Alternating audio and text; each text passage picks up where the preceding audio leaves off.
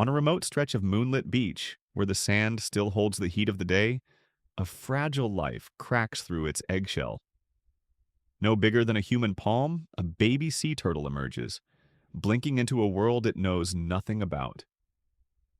All around it, dozens of siblings are pushing upward through the warm sand, shimmering under the silver glow of the night. There is no mother to greet them, no guiding flipper. Their first lesson in life is survival. Without hesitation, the hatchlings begin one of nature's most perilous journeys, the dash from nest to sea. Danger is everywhere. Above them, ghostly silhouettes of gulls circle hungrily. On the ground, crabs scurry out from beneath rocks, waiting for a careless step. Every hatchling that pauses risks becoming prey. Only a fraction of the 100 or more hatchlings will survive the short sprint to the water's edge. The rest, nature's cruel but calculated offering to the food chain. And yet, against all odds, the tiny turtle moves instinctively toward the lightest part of the horizon.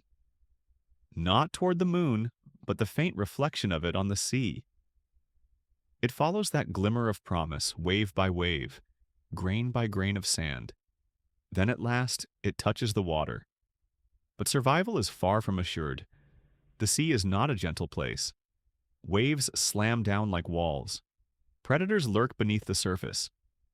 In the first 24 hours alone, the ocean becomes a test of stamina, luck, and sheer willpower. Those who endure enter a new chapter of life. The drifting years. Sea turtles do not settle down. They do not have homes. They do not stay with their siblings. From the moment they swim beyond the shallows, they become oceanic nomads, spending decades adrift, navigating vast distances between continents. They glide across warm currents, feast on jellyfish, dodge sharks, and, more recently, plastic bags mistaken for food. And one day, many years from now, the surviving females will do the impossible. Return to the very beach where they were born. How? No one truly knows. Scientists believe sea turtles carry a magnetic map in their bodies, allowing them to read Earth's invisible field like a built-in GPS. No training, no guides. Yet they find their way home, often within just a few meters of the spot they once emerged from. But the journey ahead is long, uncertain, and filled with invisible threats. In the next chapter, we follow this tiny traveler as it disappears into the vast blue. To face the open ocean and the true test of its life, the hatchling has made it, for now. Beyond the crashing surf, the open ocean stretches endlessly. There are no landmarks, no reefs, no shelter, just blue. Above, below, everywhere. For the tiny sea turtle, this world is both freedom and peril. Scientists call this stage the lost years, not because turtles vanish without a trace, but because for decades, we knew almost nothing about what happened to them. Only in recent years, with satellite tags the size of a postage stamp, have we begun to follow their secret journey. The hatchling rides the currents drawn instinctively to the Sargasso Sea, an oasis of floating seaweed thousands of kilometers wide. To us, it might seem barren, but to the young turtle, it's a drifting nursery. Here, within the tangled tendrils of golden algae, life teems. Baby fish, shrimp, plankton, and jellyfish drift lazily in the sunlight. The turtle feeds, rests, hides. But danger is never far. For every jellyfish it eats, there's a plastic bag it might mistake as food. Soft, translucent, and deadly. These bags clog its stomach and kill slowly. For every patch of sargassum it finds, there's a fishing line dangling just beneath the surface. For every quiet day of sunbathing, a predator may rise silently from the deep. Survival is not about strength. It's about strategy, instinct, and luck. Weeks turn into months, months into years. The baby turtle, once barely the size of a teacup, is now as large as a dinner plate. Its shell darkens, muscles strengthen.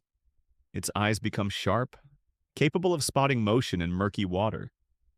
It begins to dive deeper, swim farther, and venture beyond the floating nurseries of its youth.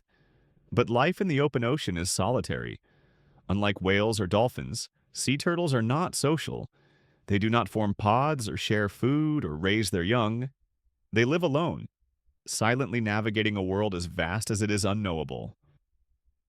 Yet despite their silence, these creatures are never lost. They ride invisible highways, currents that circle oceans, changing with seasons. One turtle might travel from the shores of Japan to the coasts of Mexico. Another might drift from Brazil to West Africa. These migrations span thousands of kilometers, driven by little more than hunger and inherited memory. And through it all, the turtle grows. 10 years, 20, sometimes more, until one day she is ready. A fully grown female sea turtle can weigh over 100 kilograms. Her shell is scarred from battles and barnacles. Her flippers, powerful and precise. And inside her, thousands of eggs begin to form, each carrying the potential for new life. The time has come to return, not just to any shore, but to the shore, the one where her journey began. How she finds it is one of the great mysteries of the animal kingdom. In the next part, we follow her as she begins the journey home, crossing vast oceans with a single purpose: to create life where hers once began. After decades adrift in the vastness of the sea, something stirs within her. It begins subtly: a shift in temperature, a seasonal current, the tug of the Earth's magnetic field. Somehow, no one knows exactly how, the ancient compass within her awakens, and with it, a single unwavering purpose: to return home. She begins her migration.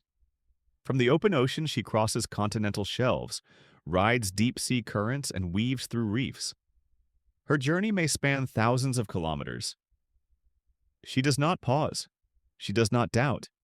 Her goal is clear. Along the way, she passes through waters now teeming with noise: ships, engines, sonar. She navigates past tangled ghost nets that drift silently, claiming countless marine lives. Oil slicks shimmer on the surface.